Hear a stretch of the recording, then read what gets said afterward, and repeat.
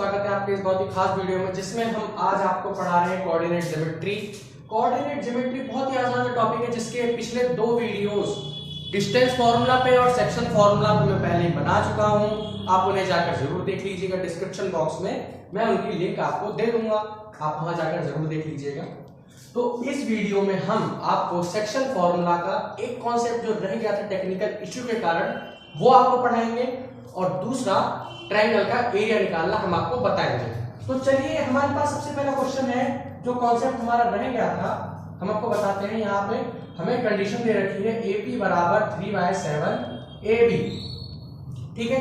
ये हमें कंडीशन दे रखी है और ये हमारे पास एक लाइन है AB और इसके बीच में एक P पॉइंट है। हमें इसके कोऑर्डिनेट्स निकालने हैं, तो जिसमें से हमें A और B के कोऑर्डिनेट्स दे ही रखे हैं, -2 और -2। ये हमें A के कोऑर्डिनेट दे रखे हैं, B के कोऑर्डिनेट हमें दे रखे हैं 2 और -4, ये हमें दे रखा है और ये हमें कंडीशन दे रखी है और हमें यहाँ से P के कोऑर्डिनेट्स निकालने हैं। तो आप देख सकते हैं यहाँ तो ना हमें रेशियो दे रखा है, तो हम रेशियो कैसे निकालेंगे, आइए देखते हैं कैसे निकालेंगे। हम इस कंडीशन से अपने रेशियो निकालेंगे, आइए देखते हैं। AP बराबर 3/7 AB दे रखा है हमें, आप देख सकते हैं यहाँ पे ये AB इधर मल्टीप्लाई में है, इधर आके डिवाइड में हो जाएगा, तो यहाँ से AP/AB बराबर हो जाएगा 3/7 में, ठीक है। तो इस पूरे लाइन की लेंथ कितनी आ गई, 7 सेंटीमीटर, या सेंटीमीटर में नहीं दे रखा तो यहाँ पे हम केवल इतना लिख लेते हैं 7 यूनिट्स। अब हमें AP की वैल्यू नहीं पता और BP की वैल्यू नहीं पता, ठीक है। तो हम कैसे निकालेंगे, AP की वैल्यू हमें पता है, माफ कीजिएगा 3, तो ये अगर 7 है तो BP की वैल्यू निकालने के लिए हम क्या करेंगे, BP की वैल्यू निकालने के लिए हम AB में से AP घटा देंगे, 7 - 3, यहां से BP की वैल्यू आ गई 4, ठीक। तो इसकी 3 आ गई, इसकी 4 आ गई, तो ये हमारे रेशियो निकल के आ गए यहां से, ठीक है। तो ये एक कॉन्सेप्ट रह गया था हमारा पिछले वीडियो में, तो यही था वो कॉन्सेप्ट जिससे आपको अगर इस तरीके का कोई भी रिलेशन दे रखा हो, इस तरीके का कोई भी रिलेशन अगर आपको दे रखा हो एग्जाम में, क्वेश्चंस में, तो आप उन्हें झट से सॉल्व कर सके, इसलिए ये कॉन्सेप्ट पढ़ाना जरूरी था। तो 3/4 3:4 आ गया हमारा। अब हम यहां से कोऑर्डिनेट्स निकाल लेते हैं, तो 4 × 2 8 -8/7, ठीक है। और फिर नहीं, इस तरीके से नहीं आएगा, आपको मैंने फॉर्मूला पढ़ाया ही था। आपको सबसे पहले इसको इससे मल्टीप्लाई करना है, फिर इसको इससे, तो 3 × 2 6, 4 × 2 -8/3 + 4, ठीक है। 3 × 4 -12, 4 × 2 -8/3 + 7, ठीक है। ये आ गया आपका कोऑर्डिनेट्स आ गया, तो यहां से आ जाएगा -2/7, ठीक है। यहां से आ जाएगा -20/7। आप देख सकते हैं यही आंसर होगा इसका, -2/7। ये आपका एनसीईआरटी का ही क्वेश्चन है, -20/7। इस तरीके का मेरे हिसाब से उसमें 2 या 3 क्वेश्चंस है मैक्सिमम। आप तीनों की प्रैक्टिस जरूर कर लीजिएगा, नहीं तो आपको एग्जाम में प्रॉब्लम हो सकती है। ये बहुत ही आसान सा कॉन्सेप्ट है, बस आपको थोड़ा सा ब्रेन कॉन्सेप्ट लगाना है, आपका क्वेश्चन हो जाएगा। तो उससे पहले मैं आपको ट्रायंगल का फॉर्मूला बताऊं, आप एक चीज नोटिस कर लीजिए। तो ट्रायंगल का फॉर्मूला हम यहाँ पे पढ़ेंगे। तो अगर आपको ट्रायंगल का फॉर्मूला पता है तो आपने सुना होगा राइट ट्रायंगल का फॉर्मूला होता है हाफ बेस इनटू हाइट, ठीक है, ये होता है। इक्विलैटरल का होता है √3/4a², और स्केलिंग का निकालना है तो उसके लिए आपने 9th क्लास में हेरोन्स फॉर्मूला जरूर पढ़ा होगा।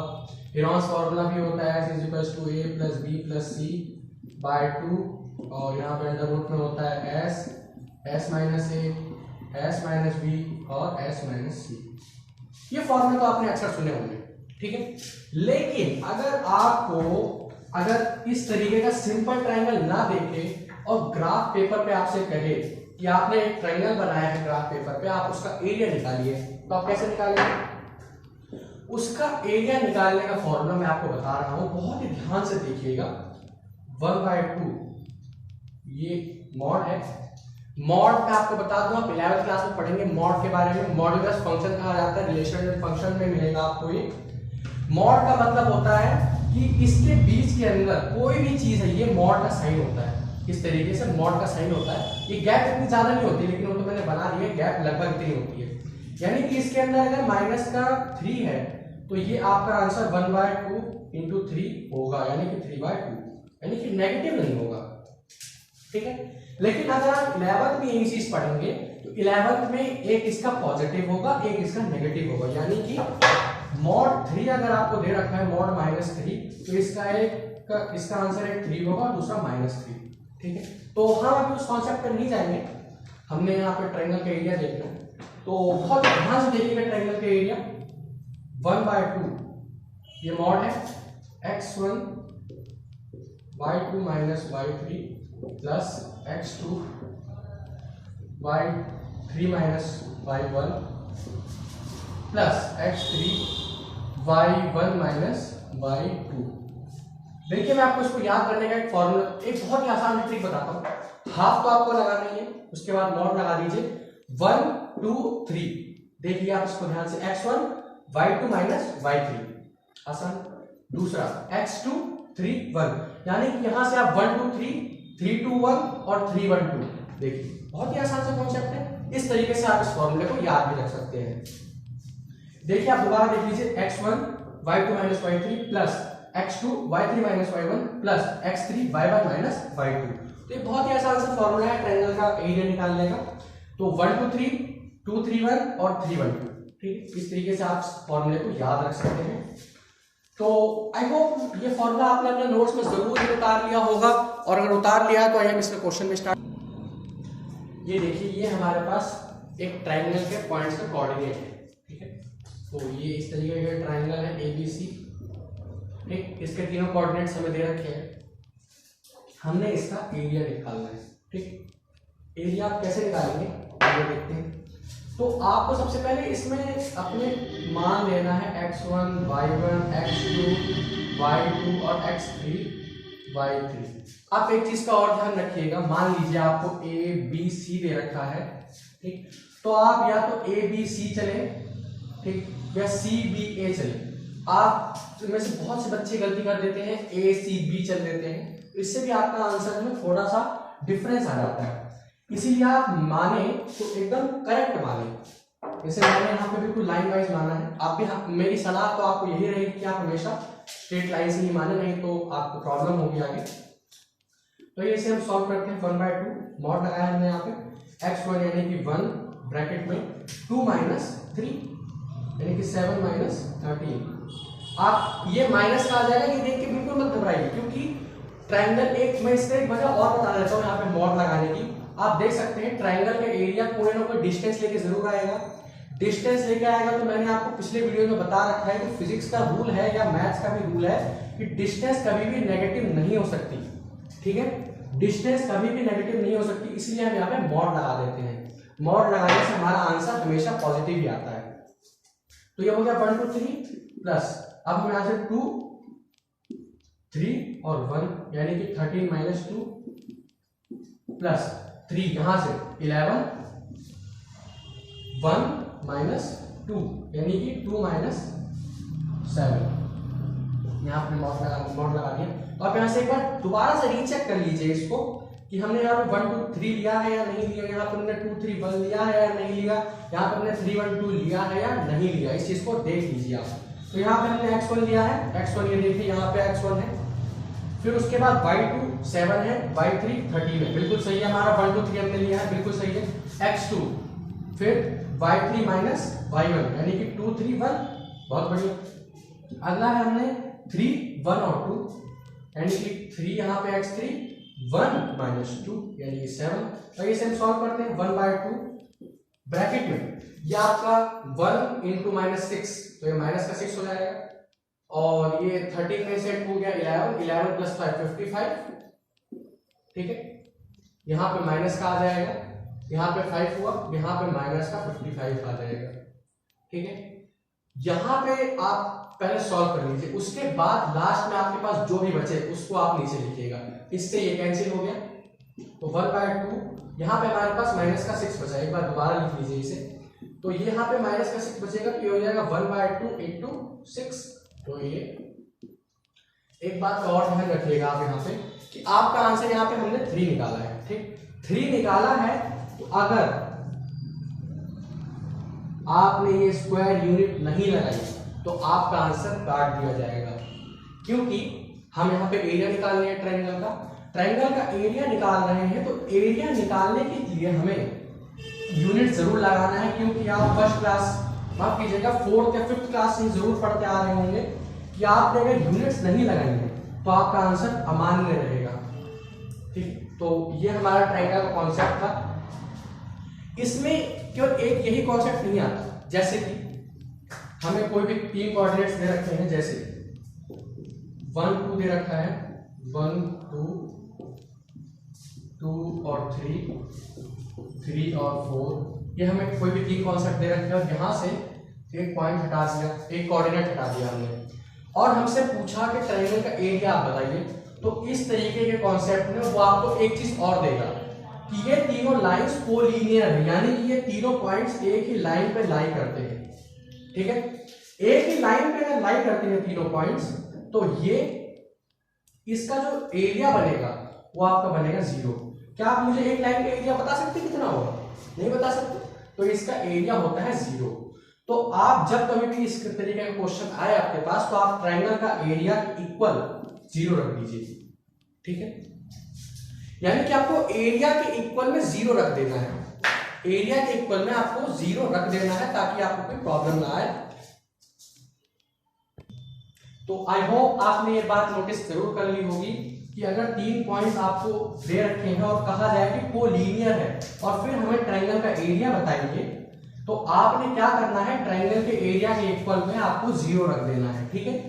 इक्वल में 0 रखेंगे तो इक्वल में 0 रखने से आपकी k की वैल्यू वहां से निकल आएगी, ठीक है। तो ये कॉन्सेप्ट था ट्रायंगल के एरिया का। एक कॉन्सेप्ट और है, देखिए उसे। जैसे आपको कोई भी 3 पॉइंट्स के कोऑर्डिनेट दे रखे हैं और हमसे पूछा जाए कि आप मुझे शो करके दिखाइए कि ये तीनों जो भी पॉइंट्स हैं x1 y1 x2 और y2 और x3 और y3, ये तीनों पॉइंट्स के कोऑर्डिनेट राइट ट्रायंगल बना रहे हैं। तो आप वहां पे कार्टेशियन प्लेन पे मत बनाइएगा। आप में से बहुत से लोग सोच रहे होंगे हम तो कार्टेशियन प्लेन पे बना के चेक कर लेंगे, नहीं, आपको वहां पे इस चीज के लिए कार्टेशियन प्लेन नहीं मिलेगा। आपको सबसे पहले क्या करना है, ध्यान से सुनिएगा, आपको सबसे पहले करना क्या है, आपको तीनों लाइंस का एरिया, इन तीनों, ध्यान से सुनिएगा, बिल्कुल बहुत ही जरूरी चीज है। आपको सबसे पहले इन दोनों के बीच का डिस्टेंस निकालना है, इन दोनों के बीच का डिस्टेंस निकालना है और इन दोनों पॉइंट्स के बीच का डिस्टेंस निकालना है। यानी कि AB निकालना है आपको सबसे पहले, AB निकालिए, फिर BC निकालिए, फिर AC निकालिए, ठीक। इन तीनों में से जो भी सबसे बड़ी साइड हो, मैं आपको फिर से बता रहा हूं, जो भी सबसे बड़ी साइड हो आपको उसका स्क्वायर करना है और बची हुई 2 साइड्स का स्क्वायर उसके इक्वल रख देना है। यानी कि आपको पाइथागोरस थ्योरम लगानी है। अगर वो दोनों बराबर आ जाती है, यानी कि मान लीजिए हमारा AC सबसे बड़ा आया, तो यहाँ पे AB का स्क्वायर प्लस BC का स्क्वायर, ठीक है, AB का स्क्वायर प्लस BC का स्क्वायर आ गया, तो AC का स्क्वायर जो होगा वो इन दोनों के स्क्वायर के बराबर है या नहीं है, ये आपको चेक करना है। अगर बराबर है तो वो राइट ट्रायंगल, क्योंकि पाइथागोरस का रूल है, आपको पाइथागोरस लगा के चेक जरूर करना है। आप इस तरीके से इस कॉन्सेप्ट को निकाल सकते हैं, ठीक है। तो एक छोटा सा बात और, इस तरीके के क्वेश्चंस और आते हैं, जैसे ये आपको एक पैरेललोग्राम दे रखा है, ठीक है, आपको एक पैरेललोग्राम दे रखा है और इसके चारों कोऑर्डिनेट्स आपको बता रखे हैं। तो आपको क्या करना है, आपसे पूछा जाए कि इसका एरिया निकालो, तो आप कैसे निकालोगे? आपने अगर ध्यान दिया हो तो आपने 9th में 8 चैप्टर तो जरूर पढ़ा होगा क्वाड्रिलेटरल नाम से, ठीक। अगर पढ़ा है तो उसमें एक थ्योरम है कि पैरेललोग्राम का जो बाइसेक्टर होता है, एंगल बाइसेक्टर पैरेललोग्राम का, वो उसको तो कॉन्ग्रुएंट ट्रायंगल में डिवाइड करता है। कॉन्ग्रुएंट का मतलब भी आप लोग जरूर समझते होंगे, एस क्राइटेरिया से होता है, या एस क्राइटेरिया से होता है, या एंगल साइड क्राइटेरिया से होता है, और लास्ट में RHS क्राइटेरिया से होता है। ये चारों रूल्स आपने जरूर पढ़े होंगे, ये कॉन्ग्रुएंसी रूल्स हैं, ठीक है। तो फिलहाल हमें इसमें नहीं जाना, हम इसकी बात करते हैं। ये आपको पैरेललोग्राम दे रखा है, ठीक है। पैरेललोग्राम दे रखा है तो आप इसका एरिया निकालेंगे तो कैसे निकालेंगे बताइए? तो कैसे निकालेंगे? आप करना क्या है, आपको ये दे रखा है x1 y1, x2 y2, x3 y3 और x4 और y4, ठीक, इस तरीके से दे रखा है। तो आपको करना क्या है, आपको यहाँ पे दो ट्रायंगल दिख रहे हैं, आपको एक का एरिया निकालना है, दूसरे का एरिया निकालना है और आपस में जोड़ देना है। तो यहाँ से आपका पैरेललोग्राम का एरिया निकल जाएगा, ठीक है।